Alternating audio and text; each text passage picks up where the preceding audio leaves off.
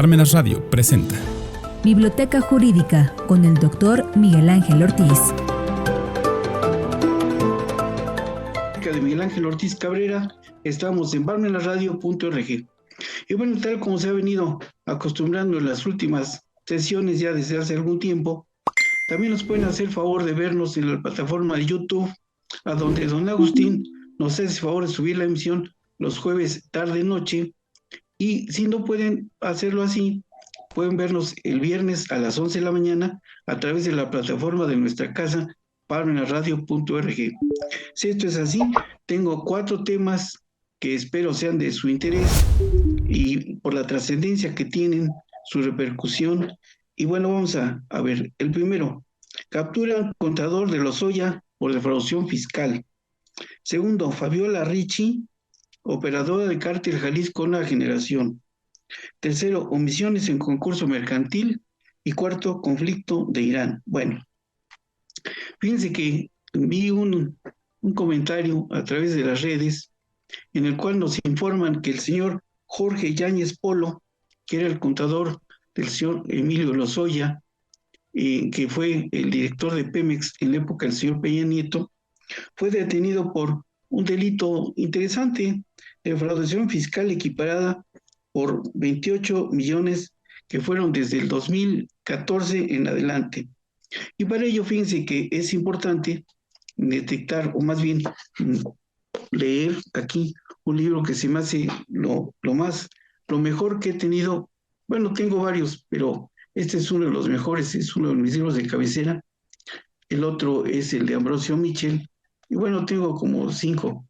Pero la verdad es que este libro forma parte de la tesis doctoral del doctor Raúl González Salas Campos en España.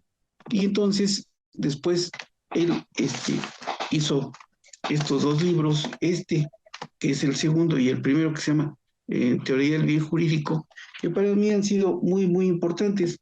Y entonces acá fíjense que en la página 92 y 93, aquí está, los tipos equiparados de la defraudación fiscal.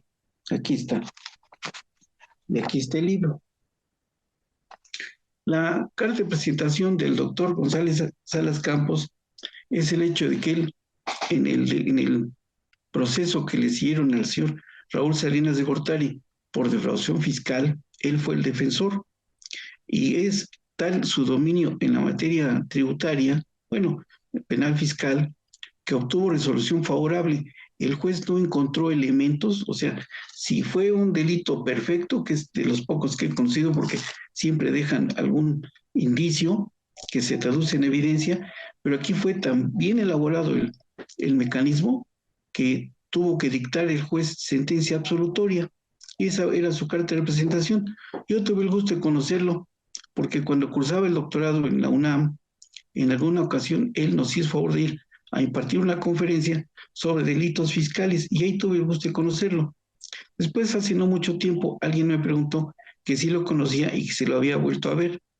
No lo he vuelto a ver, pero como supe que había sido el que patrocinó al señor Raúl Salinas en el delito de defraudación fiscal, pues presumo que le pagaron tan bien que se retiró de la profesión, cosa que no podemos hacer mucho, sino tenemos que seguir aquí día con día. Y entonces, así como tengo otro libro de Torres López, uno de Dorisela Mabarak Cerecedo, el de Ambrosio Mitchell, y entonces ellos he leído. Y bueno, lo refiero porque el otro día fui a un curso de esta materia y al ponente le pregunté que si me daba el nombre de algunos títulos para estudiar esto con más profundidad, y solamente se limitó a darme su nombre. Quiere decir que no tiene bibliografía. Y bueno, fíjense que aquí vale la pena apuntar un detalle que acabo de explicar ayer a una alumna. Hay una cosa que yo llamé las versiones del derecho penal, que son antes de 1930 el causalismo, después en 1930 en adelante en Europa, Hans Wenzel fue el iniciador de la corriente del finalismo. Después surgió aquí en los 70s el modelo lógico matemático del delito, sostenido por Elpidio Ramírez y Olga Islas de González Mariscal. Y luego ya vino el funcionalismo penal, que actualmente está en vigor en España, bueno, en Europa. Bueno, aquí la diferencia está en el hecho que en el causalismo, hay tipicidad, antijuricidad y culpabilidad, pero la culpabilidad tiene dos componentes, se estudian ahí en el causalismo, pero en el finalismo, cuando lo inició Hans Wenzel, estos dos componentes de dolo y culpa pasaron al tipo. Bueno, la perspectiva del modelo lógico-matemático también está inspirada en el finalismo, sostenido por Olga Islas y Elpidio Ramírez, pero ahí hablan del presupuesto, los presupuestos del delito y los elementos del delito. Unos tienen que estar antes de la comisión del evento delictivo y los otros a partir de la comisión o posteriormente. Y en el funcionalismo, se lo explicaba ayer esta alumna que les comentó, resulta que los dos componentes, dolo y culpa, que estaban en la culpabilidad, pasaron al tipo, igual que la antijuricidad, igual que la culpabilidad, todo pasó al tipo. Entonces, todo es tipo penal allá, y acá todavía no llegamos a eso, todavía estamos encasillados en el finalismo. El libro, o sea, este autor refiere a algo que a mí me llamó la atención y que es cierto, y estoy de acuerdo. No sé quién haya sido el autor de los delitos fiscales cuando los instrumentaron o cuando se hizo el proyecto de ley que se aprobó y que está vigente en el Código Fiscal.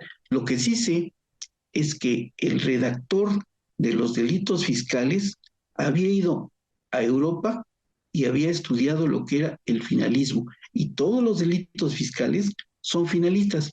Cuando imparto esta materia, lo divido en dos partes. Cuando hablo del causalismo, lo refiero a la infracción fiscal. Y tengo aquí un libro que se me olvidó bajar, de Miguel Ángel García Domínguez, que sirve para eso exactamente. Pero los delitos fiscales son otra cosa, porque ahí son a partir de la corriente finalista. Inclusive esto le estaba yo comentando que hay una cápsula ahí en la Libre de Hecho que yo grabé, más bien me hicieron favor de grabarme, y a donde explico esto que les estoy comentando. Y entonces ha sido inclusive una publicidad gratis para la Escuela Libre de Derecho y bueno, no me han comentado nada sobre el particular. Entonces, ahí está ahí que quede la explicación del señor Jorge Yáñez Polo por la defraudación fiscal equiparada por los 28 millones, que no creo que solamente haya sido eso es lo que ahora detectaron, pero el señor Lozoya se llevó una cantidad exorbitante y no creo que haya sido para él solo. Yo creo que compartió con su jefe y ya saben quién era su jefe.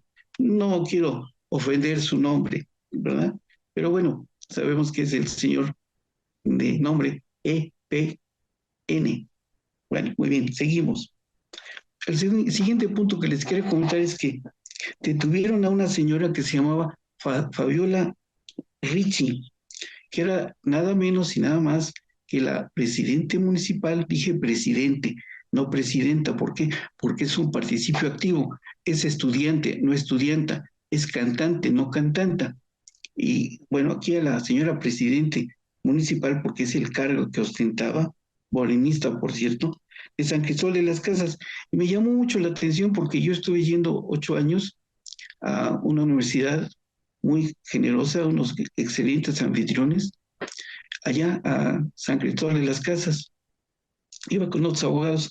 Y entonces, volviendo aquí al punto de partida, al punto que nos corresponde tocar, esta señora Fabiola Ricci era la operadora financiera del cártel de 4 letras, que ahora se ha visto parcialmente desmembrado por la detención de uno de sus jerarcas máximos, de apellido o de nombre o de apodo El Mencho. Bueno, pero aquí fíjense que la señora mostraba una fortuna inexplicable y se encontraron coches y dinero y el punto está en que pasaba desapercibida porque ella era la que pagaba la narconómina a políticos, policías y jueces y era una nómina bastante abultada. Y bueno, cuando llegaron en el cateo por el señor García Harfuch, resulta que encontraron ahí dos coches que no están como para venta ni para el uso del común de las gentes, un Lamborghini y un Porsche.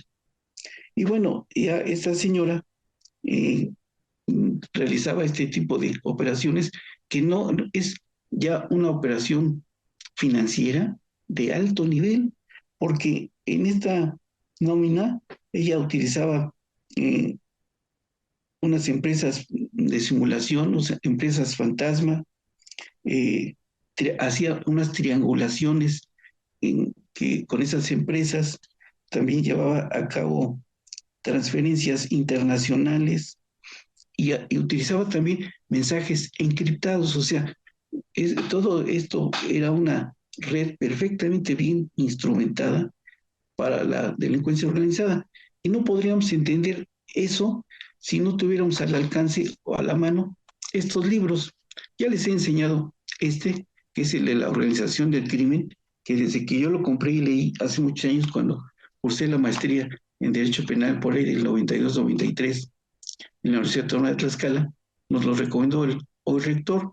Y no es un libro grande, es un libro de alrededor de 95 páginas y se lee muy fácilmente. Pero aquí lo importante de este libro es que tiene una perfecta división del trabajo.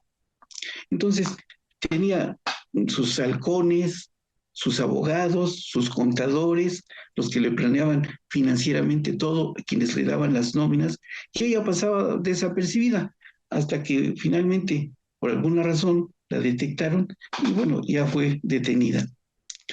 Y bueno, también es importante ver este otro libro, que también es muy bueno, es Reflexiones en torno a la delincuencia organizada, que está coordinado por los doctores Edgardo Buscaglia y Samuel González Ruiz. Yo tuve oportunidad de conocerlos porque vinieron hace como 10 años a dar unos cursos aquí a Puebla sobre la delincuencia organizada.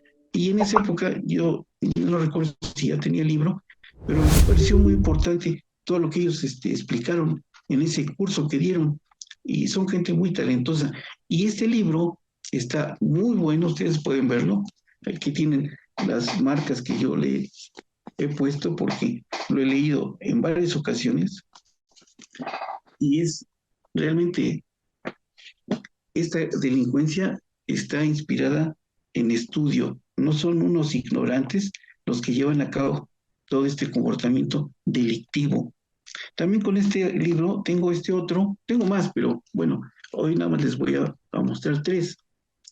Delincuencia organizada, que fue coordinado por el señor Rafael Maceo de la Concha, que fue procurador de la República en época del señor Fox, y fue el que se encargó de llevar a cabo el famoso desafuero que no se llegó a culminar, pero él fue el encargado de integrar las cosas esas hasta que finalmente me parece que por vergüenza profesional renunció, o sea, no lo destituyó el señor Fox, sino él en un rasgo de honestidad militar y profesional de abogado renunció. Entonces no se cumplió con la pretensión del señor Fox, pero el libro está magnífico, interesantísimo. Aquí se llama Delincuencia Organizada, aquí está.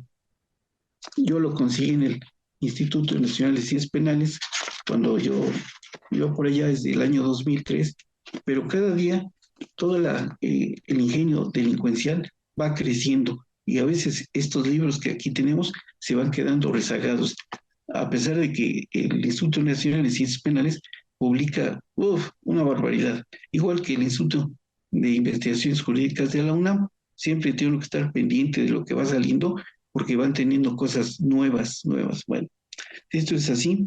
El siguiente punto que les quería comentar es que eh, en la pasada sesión, quizá por las prisas, no reparé en algunas cosas que son de capital importancia en el concurso mercantil y son las siguientes. Fíjense que aparte de lo que dije, que doy por reproducido en este momento en obvio de repeticiones, perdón, eh, fíjense que me faltó comentar que también tiene que, en la solicitud que lleve a cabo el señor Salinas Pliego, o aquella persona que intente promover la solicitud de un concurso mercantil, tiene que aportar también la memoria razonada de todas las razones por las cuales lo obligan a solicitar, valga la redundancia, el concurso mercantil. Ya dijimos que cuando el activo es igual o mayor que el pasivo, la hipótesis es de concurso, pero cuando el pasivo es mayor que el activo, entonces la hipótesis es de quiebra. Me comentaba, hay una persona, y tiene toda la razón, que son conceptos que no está uno familiarizado con ellos. Es cierto, esto me ha llevado años de estudio, y además, no solamente de estudio, sino consultar las dudas que me iban surgiendo a mi amigo entrañable, que ya se nos adelantó en el Vex y Retorno, el doctor Moisés Romero Beistán, y el sin egoísmo de ninguna especie, me lo explicó totalmente, como yo ahora lo estoy explicando. Entonces se tiene que aportar esa memoria razonada que obligan al señor Salinas Pliego a tomar la decisión de proveer el concurso mercantil. Bueno, pero también tiene otra peculiaridad este procedimiento. Fíjense, es el único juicio que o sea, en primera instancia, tiene dos sentencias. Pero aquí el secreto está que en el momento en que se decreta la sentencia que declara la procedencia del concurso mercantil, los créditos que se tiene con los acreedores se congelan. Porque fíjense que esto me ha llevado a una reflexión. ¿Qué es lo que agobia a las empresas? Los intereses muchas veces usurarios que cobran los acreedores. Entonces, cuando esto es así, pues eso es lo que afecta a muchos comerciantes. Pero por disposición de la ley que está en el artículo 43, fracción octava, a partir de ese momento en que se dicta esa sentencia, se congela el crédito, ya no habrá ni más intereses, no, hasta ahí se queda. Entonces eso cuando va pasando el tiempo no le conviene a los acreedores y entonces buscan reducir sus pretensiones. Esa es una de las funciones del conciliador, hacer que bajen sus pretensiones de tal manera que lleguen a un entendimiento y entonces se pueda concluir de esta forma, o sea, el concurso mercantil. También hay otra cosa que es muy importante. Esta memoria razonada que estaba aludiendo hace un momento tiene su soporte jurídico en el artículo 20, fracción segunda de la ley de concursos mercantiles. Y también aquí hay otro concepto, otra institución jurídica que se me había olvidado comentarles, que es el de la retroacción. Fíjense que es el único ordenamiento jurídico que nos rige que admite de alguna manera la retroactividad. ¿Por qué? Miren, cuando un comerciante empieza a sentir que su empresa está haciendo algo, o sea que va directo a la quiebra, ¿qué hace? Busca transmitirle sus bienes a algunas personas de su confianza, ya sea a prestanombres o a la esposa. Entonces, para evitar eso, la ley de concursos mercantiles establece esta figura que se llama retroacción. Entonces, esas donaciones o ventas que hacen son nulas y se retraen los efectos 270 días a la fecha de la sentencia. O sea, si hacen una donación o una venta ficticia, una simulada, entonces se retraen los efectos 270 días y entonces se declara la ineficacia y nulidad de esos efectos, para el efecto de que la empresa sí tenga activos suficientes con los cuales hacer frente a sus acreedores, porque luego es algo muy trillado. ¿Qué sucede? Que dicen, me declaro insolvente. Sí, sí, sí, pero se declaran insolventes a partir de ese tipo de argucias, artificios jurídicos, pero que son ilícitos, porque lo que están tratando de evitar es tener el numerario suficiente o los activos suficientes para hacerle frente a los acreedores. Y eso, la ley de concursos mercantiles lo ha percibido, entonces ha sido objeto de para evitarlos, ha creado esa institución que se llama retroacción. Bueno, fíjense que esto tiene su fuente en el artículo, más bien en la página 110 del libro. Hoy les enseño otro, Introducción a la Ley de Concursos Mercantiles de Carlos Felipe Dávalos Mejía. Es un autor muy reconocido. No les digo que es mi amigo, pero sí tuve el gusto y la oportunidad de conocerlo y de charlar con él. varias veces. Aquí está. Y aquí está el libro. Inclusive les voy a contar algo que en alguna ocasión me dijo, porque en otro de sus libros de la edición antigua, él le hacía un reconocimiento a don Emilio Luntame. Y un día que vino a dar una conferencia a esa universidad que está al final de la recta, cuyo nombre no quisiera recordar, le dije, oye, fíjate que me gustó mucho el reconocimiento que le haces a un abogado aquí en el inicio de tu libro. Y me dijo, ¿te refieres a don Raúl Cervantes Ahumada? Le dije, no, él también fue mi maestro. ¿En dónde? En Tlaxcala. No, le que me refiero a don Emilio Luntame. Y él me dijo algo que era muy cierto. Me dijo, mira, Miguel Ángel, don Emilio es la única persona que de lo suyo sabe todo. Y todos los que andamos metidos en la materia concursal, siempre vamos a ver a don Emilio para decir, oiga, ¿cómo le hago a esto? Y él, sin egoísmo de ninguna especie, nos lo explicaba. También eso me pasó a mí, cuando yo me atoraba en la investigación que tenía y ya no la podíamos resolver entre el doctor Romero Beistén y yo. Le pedí una cita a don Emilio, íbamos a México, se lo planteaba y él me decía la forma de resolverlo. Y entonces, gran parte de lo que está en la tesis doctoral de su servidor se le debe a esas dos personas, a don Emilio Luntame y al doctor Romero Beristain.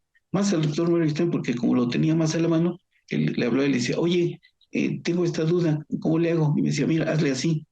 Por ejemplo, algo que fue similar, no era de la materia concursal, pero fue similar. Por ejemplo, promoví un amparo en contra de una clausura de Tehuacán.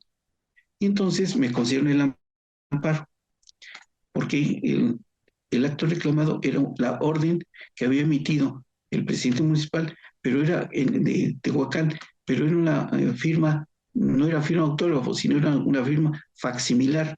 Entonces, gané el amparo, solicité que se diera cumplimiento y el juez, la autoridad responsable me venía dando evasivas. Y entonces le dije al doctor Romero, oye, tengo este problema. Me dijo, es muy sencillo, preséntale un escrito al juez de distrito y dile que le dé vista al superior jerárquico de la autoridad responsable, que en este caso era el Congreso del Estado. ¿Y qué creen?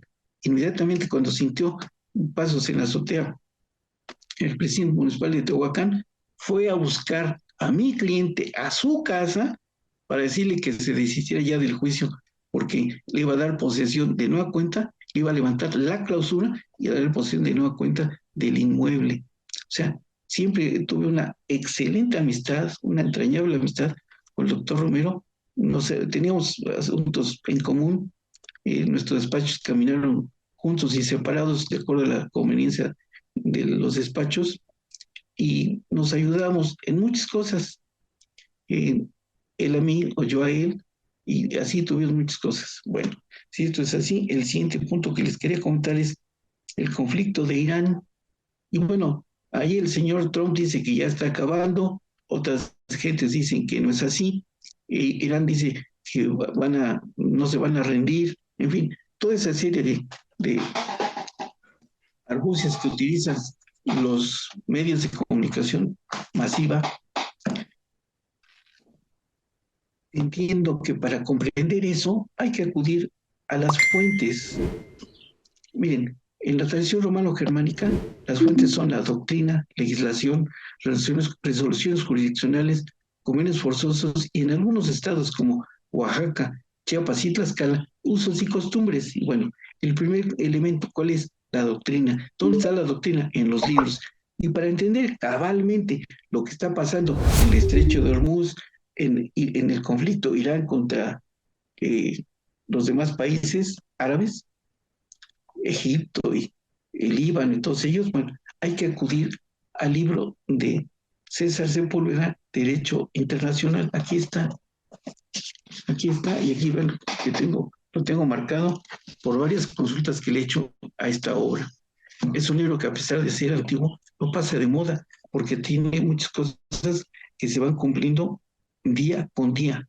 Por ejemplo, lo que aquí dice eh, respecto a la Convención de Viena de los agentes consulares de 1963 y está en la página 159. Y así por el estilo, muchas cosas que he ido leyendo en este libro. Es magnífico, vale la pena. Aquí, por ejemplo, viene las funciones que tienen los cónsules en el extranjero. Y una de ellas está en la página 166, actuar en calidad de notario y de funcionario de registro civil. Ustedes, si están en el extranjero y quieren casarse, no necesitan ir a ver a un juez de allá, basta con que vayan a ver al cónsul mexicano y él tiene funciones de juez de registro civil. Y bueno, si es así, aquí está el libro magnífico, se lo recomiendo ampliamente. Si esto es así, ya no me queda ninguna otra cosa más bien que comentarles, excepto darles las gracias por el favor de su atención y una súplica. Si tienen la bondad de ponerle like o me gusta, de tal manera que don Agustín tenga forma de cuantificar las personas que nos hacen favor de seguirnos semana a semana. Si es así, muchas gracias, buenos días, buenas tardes, buen provecho, hasta la próxima. Parmenas Radio presentó Biblioteca Jurídica con el doctor Miguel Ángel Ortiz.